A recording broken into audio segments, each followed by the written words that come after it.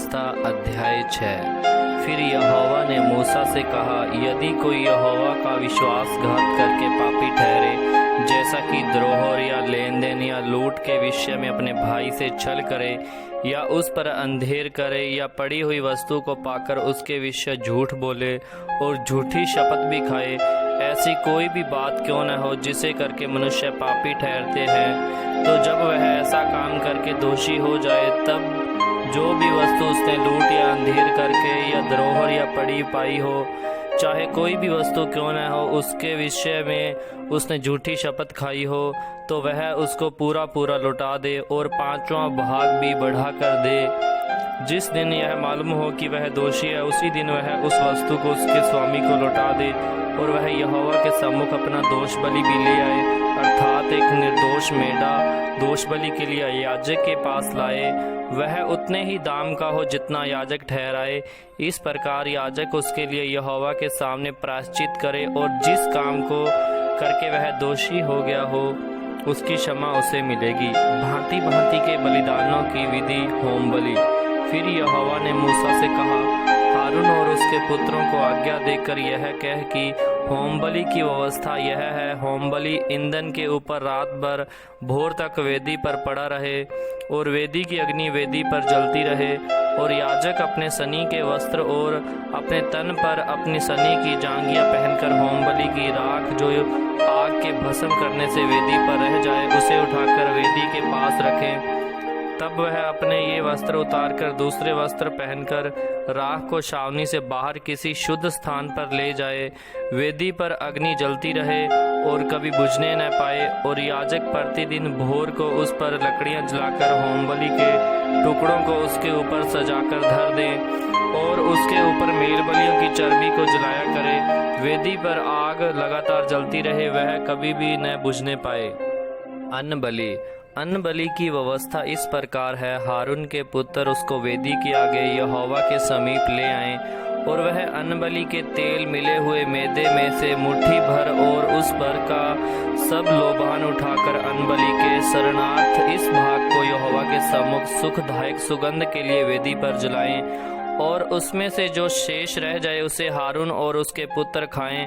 वह बिना खमीर पवित्र स्थान में खाया जाए, अर्थात वे मिलाप वाले तंबू के आंगन में उसे खाएं। वह खमीर के साथ पकाया न जाए, क्योंकि मैंने अपने हवन में से उसको उनका निज भाग होने के लिए उन्हें दिया है। इसलिए जैसा पाप बलि और दोष बलि परम पवित्र है, वैसा ही वह भी है। हारून के वंश के सब पुरुष उसमें से खा सकते हैं। तुम्हारी पीढ़ी पीढ़ी में यहोवा के हवनों में से उनका भाग सदैव बना रहेगा। जो कोई उन हवनों को छुए वह पवित्र ठहरेगा। फिर यहोवा ने मूसा से कहा, जिस दिन हारून का अभिषेक हो, उस दिन वह अपने पुत्रों के साथ यहोवा को यह चढ़ावा चढ़ाए, अर्थात एपा का 10वां भाग मैदा नित्य अन्न बलि में चढ़ाए। उसमें से आधा भोर को और आधा संध्या के समय चढ़ाए। वह तवे पर तेल के साथ पकाया जाए। जब वह तेल से तर हो जाए तब उसे ले आना। इस अन्न बलि के पके हुए टुकड़े यहोवा के सुखदायक सुगंध के लिए चढ़ाना। हारून के पुत्रों में से जो भी उस याजक पद पर अभिषिक्त होगा, वह भी उसी प्रकार का चढ़ावा चढ़ाया करे। यह विधि सदा के लिए कि यहोवा के सम्मुख वह संपूर्ण चढ़ावा जलाया जाए। याजक के संपूर्ण अन्न बलि भी सब जलाए जाएं, वह कभी न खाया जाए। पाप बलि। फिर यहोवा ने मूसा से कहा, हारून और उसके पुत्रों से यह कह कि पाप बलि की व्यवस्था यह है, जिस स्थान में होम बलि पशु वध किया जाता है, उसी में पाप बलि पशु भी यहोवा के सम्मुख बलि किया जाए, वह परम पवित्र है। जो याजक पाप बलि चढ़ावे वह उसे खाए। वह पवित्र स्थान में अर्थात मिलाप वाले तंबू के आंगन में खाया जाए। जो कुछ उसके मांस से छू जाए वह पवित्र ठहरेगा, और यदि उसके लहू के छींटे किसी वस्त्र पर पड़ जाए तो उसे किसी पवित्र स्थान में धो देना, और वह मिट्टी का पात्र जिसमें वह पकाया गया हो तोड़ दिया जाए। यदि वह पित्तल के पात्र में उबाला गया हो तो वह मांजा जाए और जल से धो दिया जाए। याजकों में से वह पुरुष उसे खा सकते हैं, वह पवित्र वस्तु है। पर जिस पाप बलि पशु के लहू में से कुछ भी लहू मिलाप वाले तंबू के भीतर पवित्र स्थान में प्रायश्चित करने को पहुंचाया जाए, उसका मांस कभी न खाया जाए, वह आग में जला दिया जाए। व्यवस्था अध्याय 7 दोष बलि। फिर दोष बलि की व्यवस्था यह है, वह परम पवित्र है। जिस स्थान पर होम बलि पशु का वध करते हैं, उसी स्थान पर दोष बलि भी बलि करे। वह उसके लहू को याजक वेदी पर चारों ओर छिड़के और वह उसमें की सब चर्बी को चढ़ाए, अर्थात उसकी मोटी पूंछ को और जिस चर्बी से अंतड़ियां ढपी रहती है वह भी, और दोनों गुर्दों और जो चर्बी उनके ऊपर और कमर के पास रहती है और गुर्दों समेत कलेजे के ऊपर की झिल्ली, इन सबों को वह अलग करे और याजक उन्हें वेदी पर यहोवा के लिए हवन करे, तब वह दोष बलि होगा। याजकों में के सब पुरुष उसमें से खा सकते हैं। वह किसी पवित्र स्थान में खाया जाए, क्योंकि वह परम पवित्र है। जैसा पाप बलि है वैसा ही दोष बलि भी है। उन दोनों की एक ही व्यवस्था है। जो याजक उन बलियों को चढ़ा के प्रायश्चित करे वही उन वस्तुओं को ले, और जो याजक किसी के लिए होम बलि को चढ़ाए, इस होम बलि पशु की खाल को वही याजक ले ले, और तंदूर में या कढ़ाई में या तवे पर पके हुए अन्न बलि उसी याजक की होंगी जो उन्हें चढ़ाता है। और सब अन्न बलि जो चाहे तेल से सने हुए हो चाहे रूखे हो, वे हारून के सब पुत्रों का एक समान मिले। मेल बलि है कि जिसे कोई यहोवा के लिए चढ़ाए, व्यवस्था यह है, यदि वह उसे धन्यवाद के लिए चढ़ाए तो धन्यवाद की बलि 7 तेल से सने हुए अखमीरी फुलके और तेल से चुपड़ी हुई अखमीरी रोटियां और तेल से सने हुए मैदे के फुलके तेल से तर चढ़ाए, और वह अपने धन्यवाद वाले मेल बलि के साथ अखमीरी रोटियां भी चढ़ाए, और ऐसे एक चढ़ावे में से एक एक रोटी यहोवा को उठाने की भेंट करके चढ़ाए। वह मेल बलि के लहू को छिड़कने वाले याजक की होगी, और उस धन्यवाद वाले मेल बलि का मांस बलिदान चढ़ाने के दिन ही खाया जाए। उसमें से कुछ भी भोर तक शेष न रह जाए, पर यदि उसके बलिदान का चढ़ावा मन्नत का या स्वेच्छा का हो तो उस बलिदान को जिस दिन वह चढ़ाया जाए उसी दिन वह खाया जाए, और उसमें से शेष भी रह जाए वह दूसरे दिन भी खाया जाए। परंतु जो कुछ बलिदान के मांस में से तीसरे दिन तक रह जाए वह आग में जला दिया जाए, और उसके मेल बलि के मांस में से यदि कुछ भी तीसरे दिन खाया जाए तो वह ग्रहण न किया जाएगा और न उसके हित में गिना जाएगा, वह घृणित कर्म समझा जाएगा, और जो कोई उसमें से खाए उसका धर्म उसी के सिर पर पड़ेगा। फिर जो मांस किसी अशुद्ध वस्तु से छू जाए वह न खाया जाए, वह आग में जला दिया जाए। फिर होम बलि मेल बलि का मांस जितने शुद्ध हो वे ही खाए, परंतु जो अशुद्ध होकर यहोवा के मेल बलि के मांस में से छुए या कुछ खाए जाए वह अपने लोगों में से नाश किया जाए। और यदि कोई किसी अशुद्ध वस्तु को छूकर यहोवा के मेल बलि पशु के मांस में से खाए वह भी अपने लोगों में से नाश किया जाए, चाहे वह मनुष्य की कोई अशुद्ध वस्तु या अशुद्ध पशु या कोई भी अशुद्ध और घृणित वस्तु हो। फिर यहोवा ने मूसा से कहा, इस्राएलियों से इस प्रकार कह, तुम लोग न तो बैल की कुछ चर्बी खाना और न भेड़ या बकरी की, और जो पशु समय मर जाए और जो दूसरे पशु से फाड़ा जाए उसकी चर्बी अन्य काम में लाना, परंतु उसे किसी प्रकार से खाना नहीं। जो कोई ऐसे पशु की चर्बी खाएगा जिससे ये लोग कुछ यहोवा के लिए हवन करने के चढ़ाते करते हैं, वह खाने वाला अपने लोगों में से नाश किया जाएगा। और तुम अपने घर में किसी भांति का लहू, चाहे पक्षी का चाहे पशु का हो, न खाना। हर एक प्राणी जो किसी भांति का लहू खाएगा वह अपने लोगों में से नाश किया जाएगा। फिर यहोवा ने मूसा से कहा, इस्राएलियों से इस प्रकार कह, जो यहोवा के लिए मेल बलि चढ़ाए वह उसी मेल बलि में से यहोवा के पास भेंट ले आए। वह अपने ही हाथों से यहोवा के हव्य को अर्थात छाती समेत चर्बी को ले आए कि छाती हिलाने की भेंट करके यहोवा के सामने हिलाई जाए, और याजक चर्बी को वेदी पर जलाएं, परंतु छाती हारून और उसके पुत्रों की होगी। फिर तुम अपने मेल बलियों में से दाहिनी जांघ को भी उठाने की भेंट करके याजक को देना। हारून के पुत्रों में से जो मेल बलि के लहू और चर्बी को चढ़ाए दाहिनी जांघ उसी का भाग होगा, क्योंकि इजराइलियों के मेल बलियों में से हिलाने की भेंट की छाती और उठाने की भेंट की जांघ को लेकर मैंने याजक हारून और उसके पुत्रों को दिया है कि वह सर्वदा इजराइलियों की ओर से उनका हक बना रहे। जिस दिन हारून और उसके पुत्र यहोवा के समीप याजक पद के लिए लाए गए, उसी दिन यहोवा के हव्यों में से उनका यही अभिषेक भाग ठहराया गया, अर्थात जिस दिन यहोवा ने उनका अभिषेक किया, उसी दिन उसने आज्ञा दी कि उनकी इज़राइलियों की ओर से भाग नित्य मिला करे। उनकी पीढ़ी पीढ़ी के लिए उनका यही हक ठहराया गया। होम बलि, अन्न बलि, पाप बलि, दोष बलि, याजकों के संस्कार बलि, मेल बलि की व्यवस्था यही है। जब यहोवा ने सीनै पर्वत के पास के जंगल में मूसा को आज्ञा दी कि इज़राइलियों को मेरे लिए क्या क्या चढ़ावा चढ़ाया जाए, तब उसने उनको यही व्यवस्था दी थी। लेवीय व्यवस्था अध्याय 8। हारून और उसके पुत्रों का अभिषेक। फिर यहोवा ने मूसा से कहा, तू हारून और उसके पुत्रों के वस्त्रों और अभिषेक के तेल और पाप बलि के बछड़े और दोनों मेढ़ों और अखमीरी रोटी की टोकरी को मिलाप वाले तंबू के द्वार पर ले आ और वहीं सारी मंडली को इकट्ठा कर। यहोवा की इस आज्ञा के अनुसार मूसा ने किया और मंडली मिलाप वाले तंबू के द्वार पर इकट्ठा हुई। तब मूसा ने मंडली से कहा, जो काम करने की आज्ञा यहोवा ने दी है वह यह है। फिर मूसा ने हारून और उसके पुत्रों को समीप ले जाकर जल से नहलाया। तब उसने उनको अंगरखा पहनाया और कटीबंध लपेटकर बागा पहना दिया और एपोद लगाकर एपोद के काटे हुए पट्टे से एपोद को बांधकर कस दिया। और उसने चपरास लगाकर चपरास में ऊरीम और तुमीम रख दिए। तब उसने उसके लिए सिर पर पगड़ी बांधकर पगड़ी के सामने सोने के टीके को अर्थात पवित्र मुकुट को लगाया, जिस प्रकार यहोवा ने मूसा को आज्ञा दी थी। तब मूसा ने अभिषेक का तेल लेकर निवास का और जो कुछ उसमें था उन सब का भी अभिषेक करके उन्हें पवित्र किया।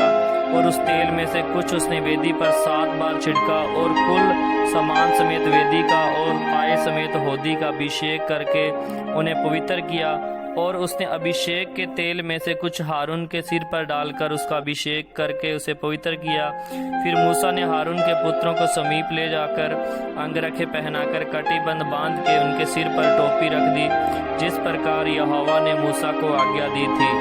तब वह पाप बलि के बछड़े को समीप ले गया और हारून और उसके पुत्रों ने अपने अपने हाथ पाप बलि के बछड़े के सिर पर रखे। तब वह बलि किया गया और मूसा ने लहू लेकर उंगली से वेदी के चारों सींगों पर लगाकर पवित्र किया और लहू को वेदी के पाए पर उंडेल दिया और उसके लिए प्रायश्चित करके उसको पवित्र किया। और मूसा ने आंतड़ियों पर की सब चर्बी और कलेजे पर की झिल्ली और चर्बी समेत दोनों गुर्दों को लेकर वेदी पर जलाया, परंतु बछड़े में से कुछ शेष रह गया।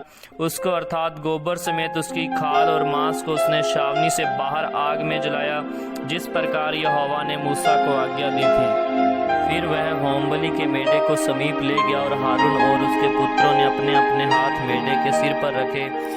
तब वह बलि किया गया और मूसा ने उसका लहू वेदी पर चारों ओर छिड़का। तब मेढ़ा टुकड़े टुकड़े किया गया और मूसा ने सिर और चर्बी समेत टुकड़ों को जलाया।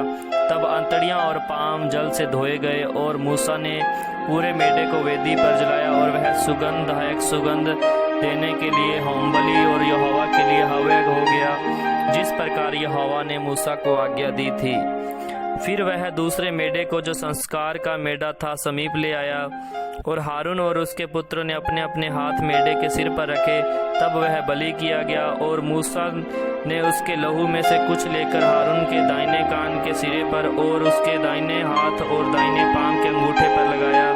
और वह हारून के पुत्रों को समीप ले गया और लहू में से कुछ कुछ एक के दाहिने कान के सिरे पर और दाहिने हाथ और दाहिने पांव के अंगूठों पर लगाया। और मूसा ने लहू को वेदी पर और चारों ओर छिड़का और उसने चर्बी और मोटी पूंछ और अंतड़ियों पर की सब चर्बी और कलेजे पर की झिल्ली समेत दोनों गुर्दों और दाहिनी जांग ये सब लेकर अलग रखे। और अखमीरी रोटी की टोकरी जो यहोवा के आगे रखी गई थी, उसमें से एक रोटी और तेल से सने हुए मैदे का एक फुलका और एक रोटी लेकर चर्बी और दोनों जांग पर रख दी। और ये सब वस्तुएं हारून और उसके पुत्रों के हाथों पर धर दी गई और हिलाने की भेंट के लिए यहोवा के आगे हिलाई गई। तब मूसा ने उन्हें फिर उनके हाथों पर से लेकर उन्हें वेदी पर होमबलि के ऊपर जलाया। वह सुखदायक सुगंध देने के लिए संस्कार की भेंट और यहोवा के लिए हव्य था। तब मूसा ने छाती को लेकर हिलाने की भेंट के लिए यहोवा के आगे हिलाया और संस्कार के मेढ़े में से मूसा का भाग यही हुआ जैसा यहोवा ने मूसा को आज्ञा दी थी। तब मूसा ने अभिषेक के तेल और वेदी पर के लहू दोनों में से कुछ लेकर हारून और उसके वस्त्रों पर और उसके पुत्रों और उनके वस्त्रों पर भी छिड़का, और उसने वस्त्रों समेत हारून को भी पवित्र किया। तब मूसा ने हारून और उसके पुत्रों से कहा, मांस को मिलाप वाले तंबू के द्वार पर पकाओ और उस रोटी को जो संस्कार की टोकरी में है वही खाओ, जैसा मैंने आज्ञा दी है कि हारून और उसके पुत्र उसे खाएं, और मांस और रोटी में से जो शेष रह जाए उसे आग में जला देना। और जब तक तुम्हारे संस्कार के दिन पूरे न हो तब तक अर्थात 7 दिन तक मिलाप वाले तंबू के द्वार के बाहर न जाना, क्योंकि वह 7 दिन तक तुम्हारा संस्कार करता रहेगा। जिस प्रकार आज किया गया है वैसा ही करने की आज्ञा यहोवा ने दी है, जिससे तुम्हारा प्रायश्चित किया जाए। इसलिए तुम मिलाप वाले तंबू के द्वार पर 7 दिन तक 7 दिन रात ठहरे रहना और यहोवा की आज्ञा को मानना, ताकि तुम मर न जाओ, क्योंकि ऐसी ही आज्ञा मुझे दी गई है। तब यहोवा की इन्हीं सब आज्ञाओं के अनुसार जो उसने मूसा के द्वारा दी थी, हारून और उसके पुत्रों ने किया। लेवी व्यवस्था अध्याय 9। हारून द्वारा बलि अर्पण। 8वें दिन मूसा ने हारून और उसके पुत्रों को और इजरायली पुरनियों को बुलवाकर हारून से कहा, पाप बलि के लिए एक निर्दोष बछड़ा और होम बलि के लिए एक निर्दोष मेढ़ा लेकर यहोवा के सामने भेंट चढ़ा, और इजरायलियों से यह कह, तुम पाप बलि के लिए एक बकरा और होम बलि के लिए एक बछड़ा एक भेड़ का बच्चा लो जो 1 वर्ष के हो और निर्दोष हो, और मेल बलि के लिए यहोवा के सम्मुख चढ़ाने के लिए एक बेल और एक मेढ़ा, और तेल से सने हुए मैदे का एक अन्न बलि भी ले आओ, क्योंकि आज यहोवा तुमको दर्शन देगा। और जिस जिस वस्तु की आज्ञा मूसा ने दी उन सब को वे मिलाप वाले तंबू के आगे ले आए, और सारी मंडली समीप जाकर यहोवा के सामने खड़ी हुई। तब मूसा ने कहा, यह काम है जिसके करने के लिए यहोवा ने आज्ञा दी है कि तुम उसे करो, और यहोवा की महिमा का तेज तुमको दिखाई पड़ेगा। तब मूसा ने हारून से कहा, यहोवा की आज्ञा के अनुसार वेदी के समीप जाकर अपने पाप बलि और होम बलि को चढ़ाकर अपने और सब जनता के लिए प्रायश्चित कर, और जनता के चढ़ावे को भी चढ़ाकर उनके लिए प्रायश्चित कर। इसलिए हारून ने वेदी के समीप जाकर अपने पाप बलि के बछड़े का बलिदान किया, और हारून के पुत्र लहू को उसके पास ले गए। तब उसने अपनी उंगली को लहू में डुबोकर वेदी के सींगों पर लहू को लगाया, और शेष लहू को वेदी के पाए पर उंडेल दिया, और पाप बलि में की चर्बी और गुर्दे और कलेजे की झिल्ली को उसने वेदी पर जलाया, जैसा यहोवा ने मूसा को आज्ञा दी थी। मांस और खाल को उसने छावनी से बाहर आग में जलाया। तब होम बलि का बलि पशु का बलिदान किया गया, और हारून के पुत्रों ने लहू को जिसके हाथ में लिया और उसने उसको वेदी पर चारों ओर छिड़क दिया। तब उन्होंने होम बलि पशु को टुकड़े टुकड़े करके सिर सहित उसके हाथ में दे दिया, और उसने उनको वेदी पर जला दिया, और उसने अंतड़ियों और पांवों को धोकर वेदी पर होम बलि के ऊपर जलाया। तब उसने उन लोगों के चढ़ावे को आगे लेकर और उस पाप बलि के बकरे को जो उनके लिए था लेकर उसका बलिदान किया, और पहले के समान उसे भी पाप बलि करके चढ़ाया, और उसने होम बलि को भी समीप ले जाकर विधि के अनुसार चढ़ाया, और अन्न बलि को भी समीप ले जाकर उसमें से मुट्ठी भर वेदी पर जलाया।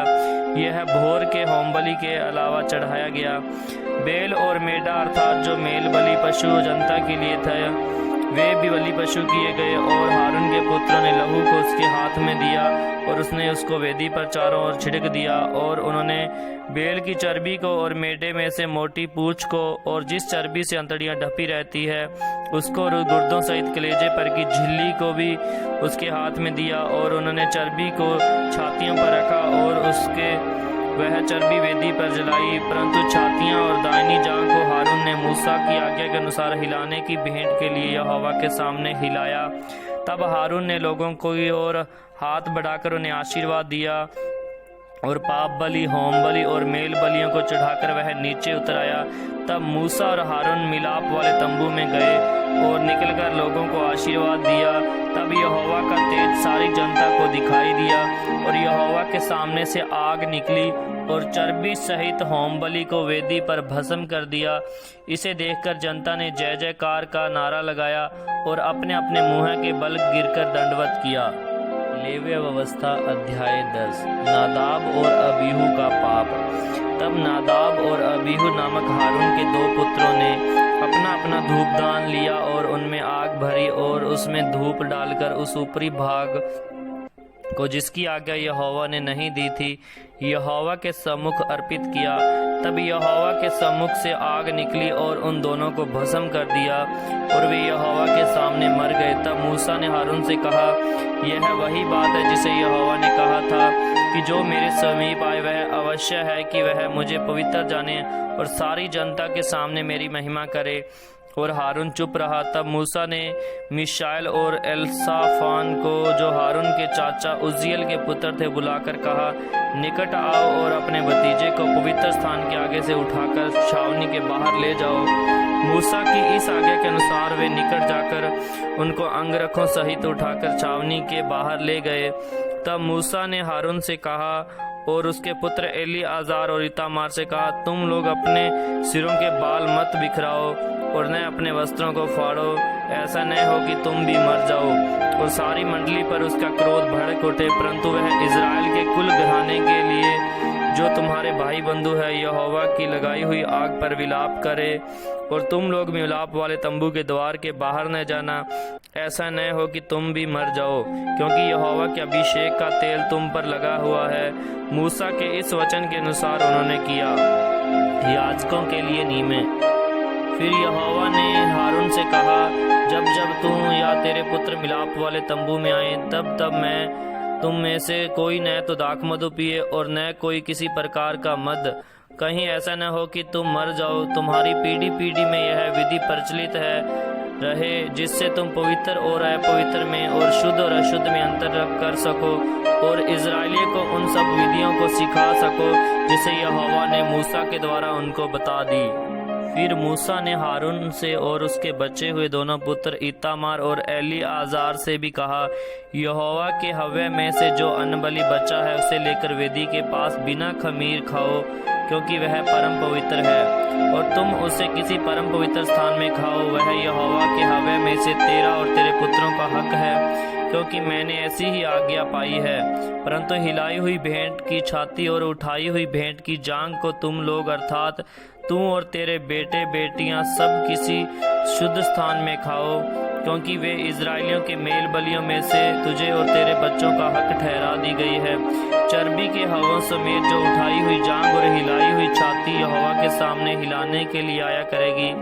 ये भाग यहोवा की आज्ञा के अनुसार सर्वदा की विधि की व्यवस्था से तेरे और तेरे बच्चों के लिए है। फिर मूसा ने पाप बलि के बकरे की खोजबीन की तो क्या पाया कि वह जलाया गया है। इसलिए एलीआजार और इतामार, जो हारून के पुत्र बचे थे, उनसे वह क्रोध में आकर कहने लगा, पाप बलि जो परम पवित्र है और जिसे यहोवा ने तुम्हें इसलिए दिया कि तुम मंडली के अधर्म का भार अपने पर उठाकर उनके लिए यहोवा के सामने प्रायश्चित करो, तुमने उसका मांस पवित्र स्थान में क्यों नहीं खाया? देखो, उसका लहू परम पवित्र के भीतर तो आया ही नहीं गया कि निसंदेह उचित था कि तुम मेरी आज्ञा के अनुसार उसके मांस को पवित्र स्थान में खाते। इसका उत्तर हारून ने मूसा को इस प्रकार दिया, देख, आज ही उन्होंने अपने पाप बलि और होम बलि को यहोवा के सामने चढ़ाया, फिर मुझ पर ऐसी विपत्तियां आ पड़ी है। इसलिए यदि मैं आज पाप बलि का मांस खाता तो क्या यह बात यहोवा के सम्मुख भली होती? जब मूसा ने यह सुना तब उसे संतोष हुआ।